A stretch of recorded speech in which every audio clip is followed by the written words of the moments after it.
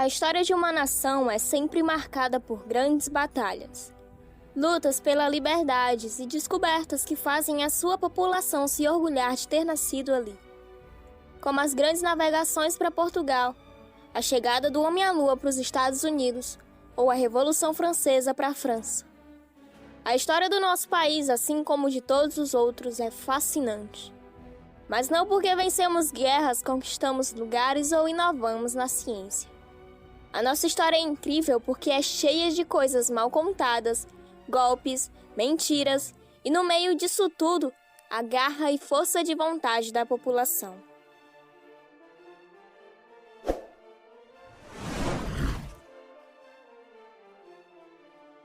Em um intervalo de 146 anos, o Brasil teve um total de 7 constituições e 11 golpes de Estado.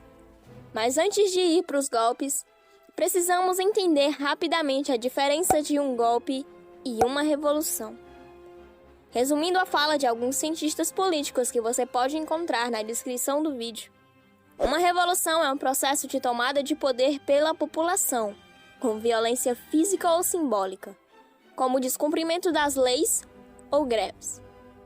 Geralmente, uma revolução busca mudanças profundas no sistema político, social e econômico.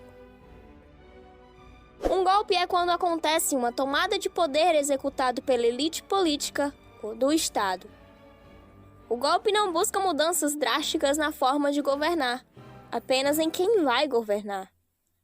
Vamos para os golpes agora. Montado em um cavalo branco às margens do rio Ipiranga, o príncipe regente aponta sua espada para o céu e grita: independência ou morte. Agora ele era Dom Pedro I do Brasil. Não foi bem assim. No dia 2 de setembro de 1822, Maria Leopoldina, esposa de Dom Pedro, ocupava o cargo de regente enquanto seu marido estava em São Paulo. Ela organizou uma sessão extraordinária onde assinou a independência do Brasil e a enviou para Dom Pedro por um mensageiro chamado Paulo Brégaro, que alcançou a comitiva de Pedro 5 dias depois, quando estavam próximos ao rio Ipiranga.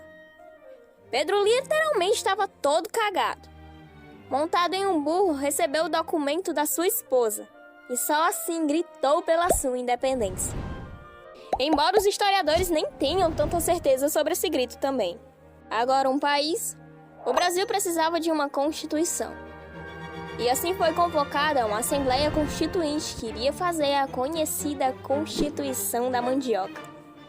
Porque só tinham direito ao voto aqueles homens que tivessem renda de 150 alqueires de mandioca por ano. Pedro disse que só aceitaria aquela carta constitucional se ela fosse digna do imperador e do país. O problema é que os membros dessa assembleia queriam que o poder ficasse nas mãos deles. E Pedro, que não era besta, queria que o poder ficasse com ele. O projeto da Constituição limitava o poder de Pedro e ele não ficou nem um pouco satisfeito com isso. E foi assim que na madrugada do dia 12 de novembro de 1823, que Dom Pedro mandou o exército invadir o plenário e dissolver a Assembleia. Vários deputados foram presos e deportados. A Constituição foi feita das mãos do próprio Dom Pedro, com a criação do poder moderador. Conhecida como a Constituição de 1824, foi a que mais tempo vigorou no país até os dias de hoje, com 65 anos. Com a proclamação de Dom Pedro, rei de Portugal, ele rapidamente abdica do trono e entrega para sua filha mais velha, Maria II, já que a Constituição do Brasil não permitia que ele reinasse em 2 lugares. Ao mesmo tempo, a Guerra da Cisplatina acontecia no sul do Brasil, e várias disputas políticas estavam espalhadas pela nação. No meio de toda essa confusão, o irmão mais novo de Pedro, Dom Miguel, toma o poder de sua sobrinha e é aclamado rei de Portugal. Dom Pedro, já sem saber o que fazer com tantos problemas acontecendo ao mesmo tempo, abdica do trono brasileiro e vai para Portugal, numa verdadeira guerra para conseguir colocar sua filha de volta ao trono. O Brasil fica nas mãos de seu filho, que tinha apenas 6 anos de idade. começando o período regencial até que o menino atingisse a maioridade. Como sua mãe, a Imperatriz Leopoldina, havia morrido 1 ano após seu nascimento, Pedro II é deixado aos cuidados de José Bonifácio e Mariana Carlota.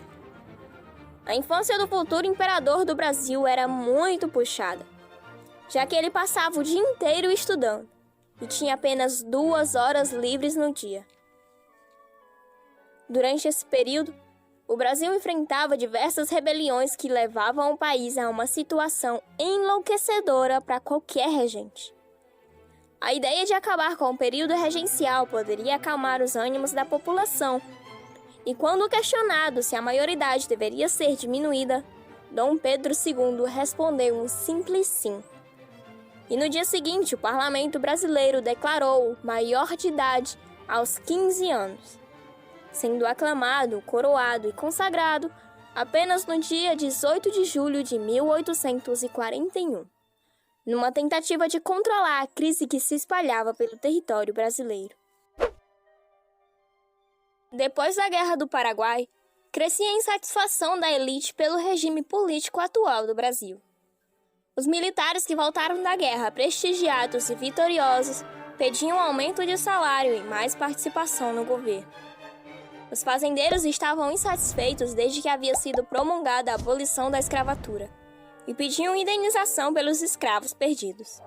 Apesar de toda essa situação contra o regime monárquico, Dom Pedro II tinha muito prestígio na sociedade. E a ideia inicial era esperar sua morte para declarar a república. Sua linha de sucessão preocupava as elites, já que ele não tinha tido filhos homens e, com a sua morte, a princesa Isabel assumiria seu lugar no trono. Apesar da Constituição permitir o reinado de Isabel, seu marido a assustava. Era o francês Gaston de Orleans, o Conde d'Eu, um homem realmente detestável que nem seu próprio sogro aturava. O conde mal falava português e todos tinham medo que um estrangeiro comandasse o país, já que por ser um homem rígido, a elite temia que ele acabasse tomando o trono de sua mulher.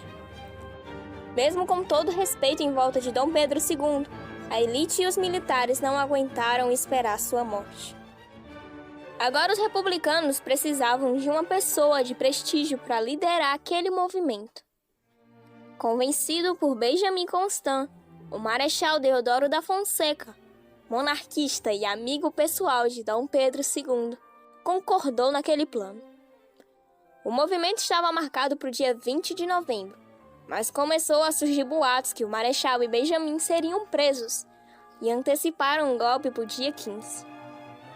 Mesmo estando doente, Deodoro liderou o movimento de tropas do exército que colocou um fim no regime monárquico no Brasil, traindo seu amigo pessoal e com medo de ser preso. A família imperial foi expulsa do Brasil e apenas no dia seguinte foi anunciada ao povo a mudança do regime político, agora República. Deodoro da Fonseca, um monarquista que derrubou a monarquia, eleito presidente do Brasil com seu vice Floriano Peixoto. Em seu primeiro ano como presidente, e para resolver o problema da pressão da oposição, dissolveu o Congresso Nacional em 1891 e instaurou o estado de sítio, onde ficavam suspensas todas as determinações da nova Constituição Republicana em relação aos direitos políticos e individuais. Assim, qualquer pessoa podia ser presa sem direito ao habeas corpus ou defesa prévia. Nesse dia, o exército cercou a Câmara e o Senado, prendendo opositores e alguns ex-aliados de Deodoro. Não chegamos nem na metade, mas o vídeo vai parar por aqui.